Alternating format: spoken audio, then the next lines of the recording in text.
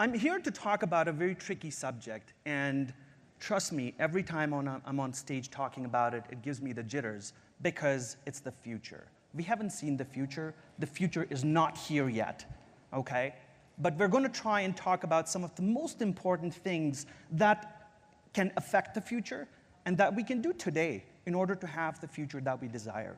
Now, we all are technologists, and we work with technology every single day. So I'm not going to sell you any specific technology today saying it's better than the others. But we'll talk about some deeper issues and deeper things that make a difference. Blockchain, Internet of Things, artificial intelligence, cloud, big data, these are all buzzwords. And literally, sometimes I feel I'm suffocating in the buzzword soup. There's too many buzzwords out there. Every technology is at the peak today. Next year, something else comes in, and things just keep on changing. And I think you all can identify with that. We all are facing the same challenge with this overwhelming flood of buzzwords. How do we deal with that? Here's some of the news from last week, just to help understand. There's blockchain changing the industry, the accounting industry. We have issues with the US government, and they need an IT reboot. US spy agencies want to use more big data, and all of these news are just from last week. This is very fresh news. So no matter what you do, you will find a lot of information that is flooding you starting 7 a.m. in the morning till the time you sleep. Some of the things that are not here are actually mind-boggling. For example, in the world, over 2.3 billion people, that's B with the billion, 2.3 billion people do not have access to basic healthcare, which means if they get sick, they cannot go to a doctor, they cannot walk into CVS, and they cannot get a Tylenol. They probably have to wait a few days and deal with it. Over 2 billion people do not have access to fresh water. Over 60 million refugees in the world today. That's 60 million refugees, people who do not have a home, whose homelands have been devastated, and there's a point to this, whose homelands have been devastated and they do not live where they belong. We also have about 30 million slaves in the world today. And really, I'm talking about slavery in the modern world. These people are bought and traded on the human flesh market. They're sold in the sex trade. They're sold into employment. And literally, 30 million people right now are in slavery while we sit in this room talking about the future. I think these issues are out there in the world. And just because they're not affecting us doesn't mean they do not exist. I think as technologists, as people who form the top 1% of the world's population, so if all of you, I'm assuming everybody makes more than $30,000 a year, you are in the top 1% of the world's population. Again, you're in the top 1% of the world's population. I think you can make a difference. You can make a change to the world beyond just doing business here and meeting people. So this is the future that I'm talking about. How do we change things which are beyond the realm that we see with our eyes? Because we are responsible for doing that. I think we have the power to do it. We are also today in an age called Industry 4.0. So if you've heard about this term, that's great. If you haven't, well, here's a quick rundown in 60 seconds. The fourth industrial revolution is a time and age in which human beings and machines come together to change the outcomes. We're talking about artificial intelligence, Internet of Things, the cloud, everything coming together in a magical way to change the world. Now, again, ladies and gentlemen, it is us. We are going to do that because we are the top 1% of the world. We are the brain power that is changing technology, that is building solutions, that is putting things together. So it's nobody out there. It is the people in this room and people like us who will do this, who are part of this Industry 4.0. In the 1700s, the Industrial Revolution started with the steam engine. I hate going back so much in time. I wasn't born in the 1800s. I don't want to talk about that time. I want to talk about maybe the last 5 or 10 years, because that's what we remember. I remember as a kid, there was no internet. We had VHS tapes. We had audio tapes in our cars. And really, that was it. There were no connected cars. There was no internet. So we all literally saw the internet taking birth. And I call us as the greatest generations to live, without going into millennials and X and Ys. Like, people today who have a sane mind live in the greatest times, because we are seeing a tremendous amount of change that is taking place. We've seen things go from the manual places to being completely automated, and now we are Industry 4.0. If you follow the news, you probably would have heard that Elon Musk is working on the secret project of artificial intelligence, or Facebook is doing something. There's all these kinds of things. And trust me, people are working on these things. They are not commercial yet, but in the next 5, 10, 15 years, there will be a dramatic amount of automation to the solutions that we build and we support. So what can we do with this Industry 4.0 that is so pivotal to our success? There are 3 things that we need to understand and deal with. We just completely need to accept these, and then we move forward. The first one is that the information technology industry started the transformation about 20 to 30 years ago.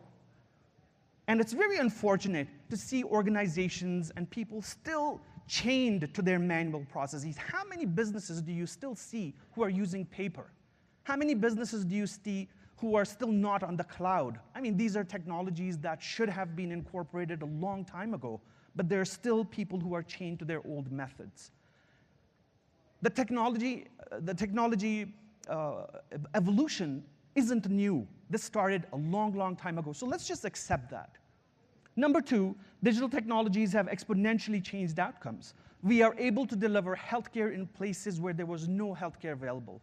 I'm from Canada, and we've got something called remote health or telehealth, where northern communities who are cut off from the rest of the world still get healthcare through video conferencing and such things.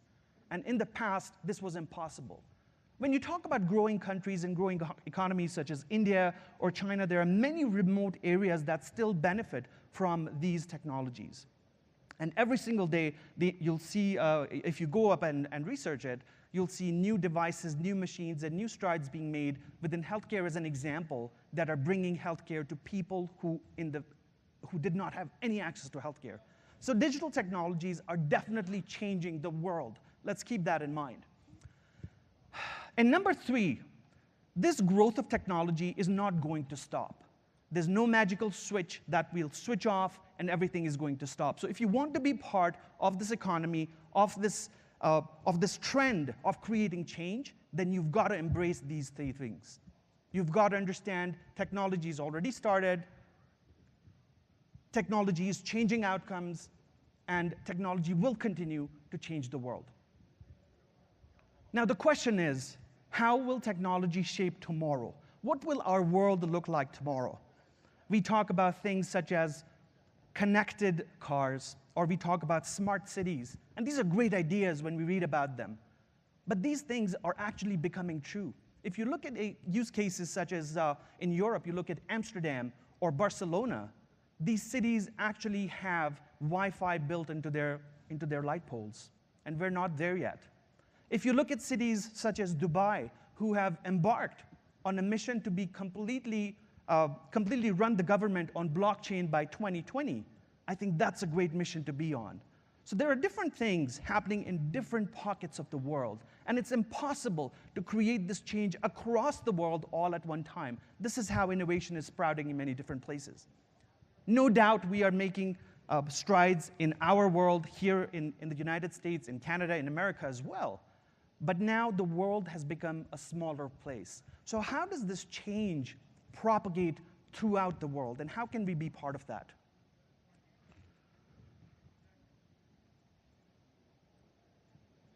Here are some top predictions by the World Economic Forum. And this really gives us a flavor of what are the top minds in the world thinking about. What are the next trends that will shape our world? And how will change be 5 or 10 or 15 or 20 years from now? The humanized internet. This is really where human beings are connected to the internet. Maybe 20 years from now, we don't even need cell phones, but a chip is embedded in our hand or head, or we don't even need that chip. Somehow, we have that capability. The Internet of Things is no longer about things, because everything potentially will be connected. And it's no longer about one simple object, but everything has the internet embedded in it from birth. You also have insights such as, number 8, the beginning of the end of cancer. This is such a sensitive topic that a lot of people in the world suffer from cancer. And if this is going to be the end of such a huge disease, then yes, I think we absolutely need that cure. The internet of everywhere, learning on the job will never stop, so on and so forth. So there's so many different predictions, and the list goes on and on. But this at least gives us an idea on what is going to happen, and how can we be part of that. I think this is just fuel for thought, that this is what will happen 10, 15 years from now, and I think our responsibility is to think, how can we be part of that?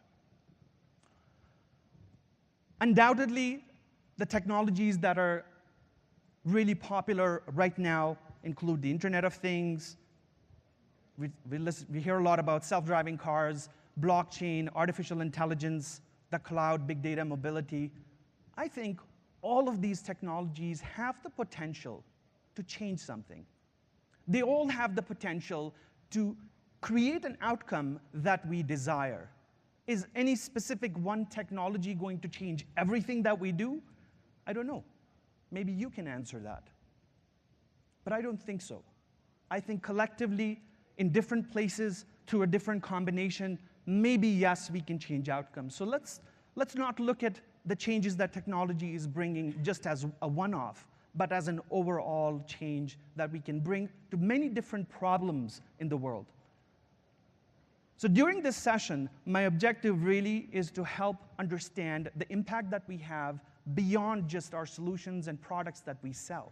It's about creating change that can change the world around us, and it can create different outcomes. It can create positive outcomes for the entire world, for a broader world than what we are part of. I have 7 predictions for the future, and I guarantee you that all of them will come true. You can take my word for it, and we'll talk about them in the next few minutes. But before we go there, let's also think about what affects the world that we live in. I talked about some of these things in just a few minutes ago. All these issues, whether it's in healthcare, it's war, it's the refugee crisis, it's dirty water, poverty, hunger, human trafficking, these are not problems that are happening somewhere in a remote corner of the world. These are happening here today, right now. And we are all part of the community that is affected by these problems. They might be happening at a global level, but they're affecting us locally. It's not uncommon to see that if there's an explosion somewhere in the world, in Iraq or Afghanistan or Somalia, our gas prices go up. How is that happening? Has the world become a smaller place now? Why is something so remote triggering a change in my world? I'm doing nothing to cause it. Why is war in a third world country or in a remote region changing the amount of tax that I'm paying here? It's because the world is now connected.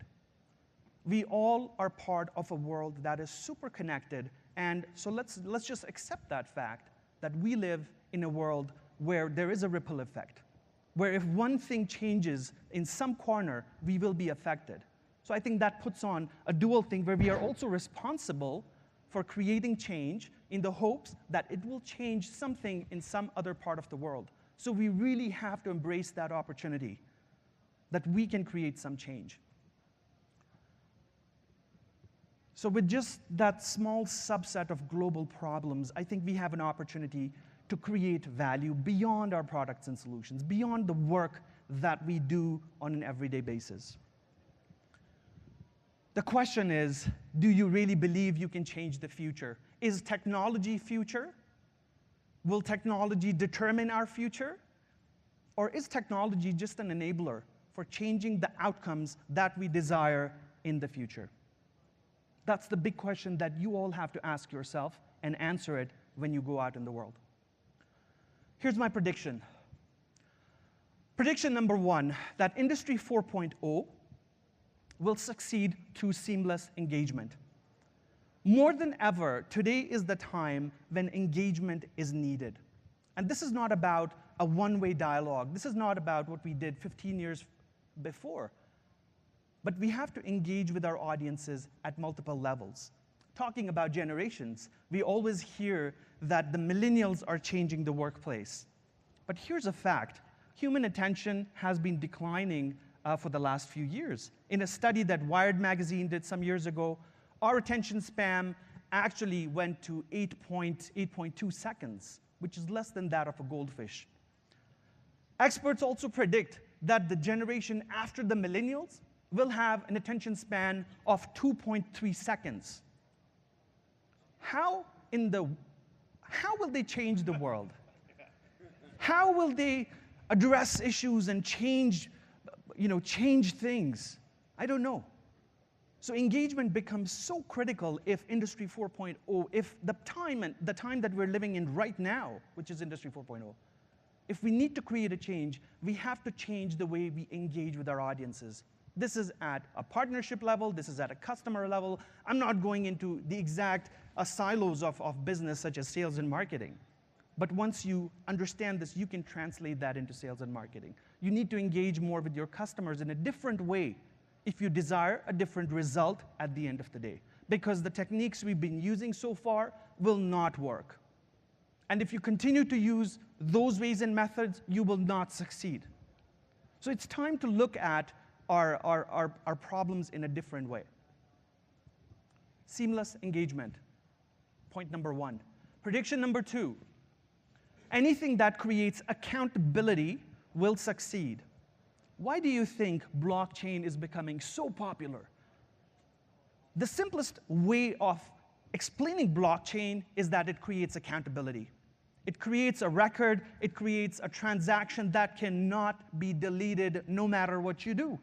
And that's it. You can't do a transaction of any kind. It's not just financial transactions, but it's also document sharing, it's information management.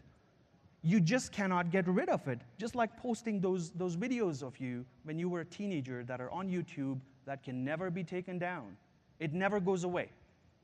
So anything that creates accountability, if you guys have a solution or a software that creates accountability in some way, then it will be a success. So start thinking about your products, your offering, your services, your value proposition in terms of accountability. As leaders, when you do a check on what you have to do a checkpoint for, does this create accountability? And you have your success factor right there. Prediction number three, success in Industry 4.0 in the era we live in will be knowledge-driven. How many of you are registered on Coursera or edX or Udemy or Open University and you're doing a course? Let's see a show of hands. Okay, that's less than 2% or maybe 3% of people. And that is not in. And it's fine. Until now, if you haven't realized the potential of doing that, the time to register for that course is right now. Because your other colleagues who are success-focused, who have realized the fact that they need to gain more knowledge to be successful in the outcomes they create, they've already registered. They're gaining more knowledge. To be successful in this era, today and tomorrow, you have to gain more knowledge. We have to make an effort, organizations have to make an effort to pass more knowledge to their employees. And trust me, there's nothing better than an empowered employee. The old way of thinking was that if I educate my employees too much, they're going to leave the company. They'll move on to a different organization. But that's not the right way of thinking. You're holding back your own growth. When you empower your people, they empower you back. So please check out Coursera, edX, and a lot of these free courses that you can do from Harvard and renowned universities worldwide. Courses about blockchain, cloud, innovation, technology. And I urge you to register for them if you really are committed to changing your life and the life of people around you. Because this era will be dictated by knowledge. There was in university and in school, we read about Maslow's theory of self-actualization. And this theory has now moved on to organizations. Unless organizations don't create a value-based organization, where those values attract people with other similar values, you will not be successful. It is mandatory for organizations that want to grow, for companies that want to succeed, that they create a culture that attracts people with the same mindset. Financial gains are not what the next generation is looking for. It's taught with the generation X and Ys. People do not like money anymore. They want to engage more. They want to be part of a cause, of a reason. They want to contribute to the world. They want to be part of something exciting. And unless organizations and companies do not create this focus where they're part of a cause, they will not succeed. Because this is what employees are looking for. This is what new people are looking for. And if you don't have it, they will never come and work for you. It's just a simple calculation. So organizations need to work on this idea of self-actualization. Let me, as an organization, create a value set that will attract the right people that I want to be part of this organization. If you don't do it, you will not succeed. It's as simple as that. And I also urge people, individuals, to seek opportunities with organizations whose value system aligns with their values. You've got to do some work, you know. We all have to do some work in today's day and age because things are changing really, really fast, much faster than we anticipated. Prediction number 5, collaboration will determine success. If you're stuck in a silo, you've got a bunch of programmers in a room, in an underground basement, in an office block, they're building something that nobody has seen, it's going to be a hard climb. It's going to be tough. I had a lot of conversations with people yesterday, and one thing that came out, and I was really happy about it, is that everybody was looking forward to meeting other people, collaborating, partnering up. I asked, why are you here? And they said, well, we're here to meet other people and meet other partners, which is the best thing. Partnerships are a way to increase your value to the world. Partnerships are a way to learn more. If you don't have a partner program, then build one. If you don't have insight on what you should build in your partner program, then talk to some people and figure out what they do, right? But you have to take that initiative. Prediction number 6, Industry 4.0 will fuel a rewards era. Everything works on rewards. This is our nature as human beings. We work on the basis of rewards. But it's not only about employees. We always think about incentives and employees, but you've also got to acknowledge and reward your partners, your customers.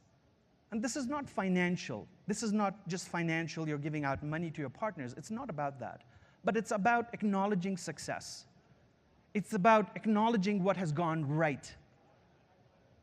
There are so many books out there that we can fill this entire stage with them that talk about the acknowledgement economy, that talk about rewarding people for success. And as managers, you should do that on an everyday basis. You need to build a habit of acknowledging and rewarding people on an every single day basis, no matter how small that accomplishment is.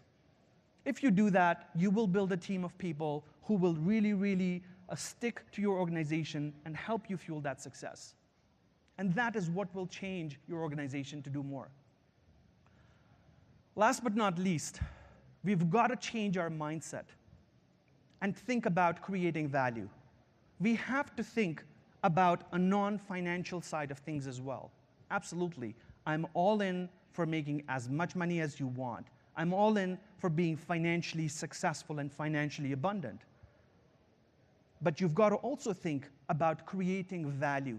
When you build a new solution, a new product, when you partner up, you've got to think, how is this creating value for my customer base? How is it creating value for the world?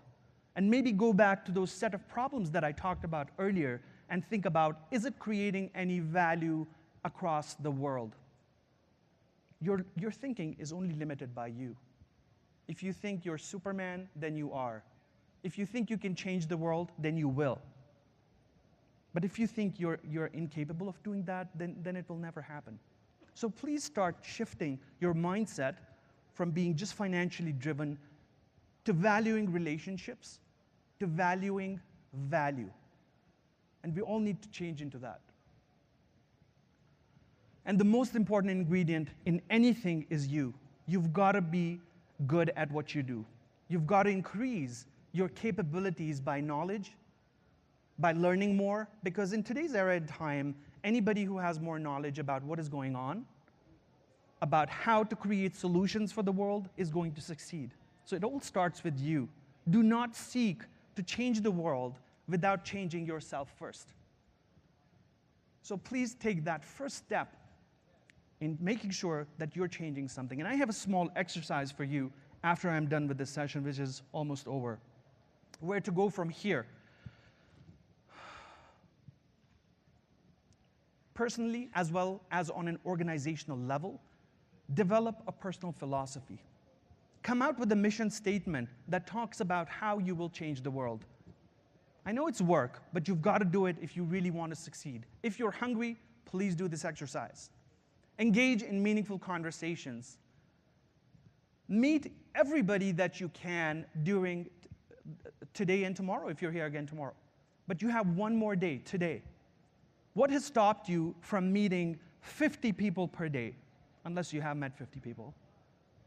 If your goal here was meeting 5 people, building 5 connections, why not build 20? Like, what is stopping you? You're stopping yourself. So go out there and have some meaningful conversations. Talk to people and ask them about their problems. Ask them what is holding them back from their goals. Ask them if you can be of help to them. When you offer your help and when you help other people get what they want, the outcomes for you will change. And last but not least, make execution the most important task in your life. A majority of things fail because we plan too much and we do not execute. Like, execution is the problem area. You might have the greatest plans in the world, but you fail to execute, you will not pass. You will fail. No matter how small your task is, execute on it, because that connects to accountability. That connects to your confidence. It's connected to everything that you do.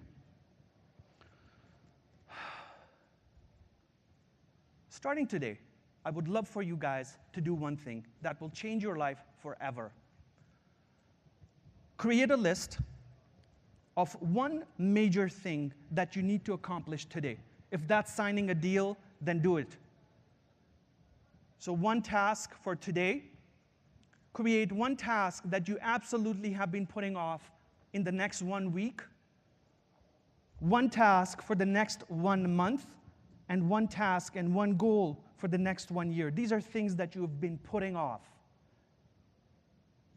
Once you have this list, okay, hear me carefully. Once you have this list, multiply it by 10.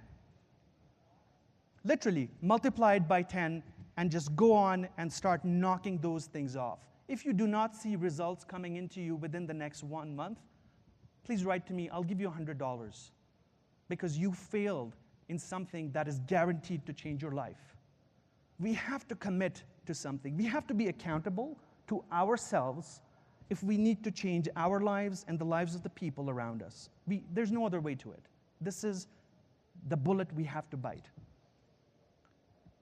Technology is changing a lot. Again, this session is about technology. But I think the underlying problem is not what technology can change. It can change the world. But are we using it in the right way? Are we doing everything we can to create value through these technologies? Sometimes a safety pin can save a life, or something very simple can change the outcomes. So it's not about how big of a gun do you have, but it's about how you use it. I urge you guys to go out and have those conversations today, have some meaningful conversations, and thank you so much for listening to me today. I wish you a really, really great day. Thank you so much.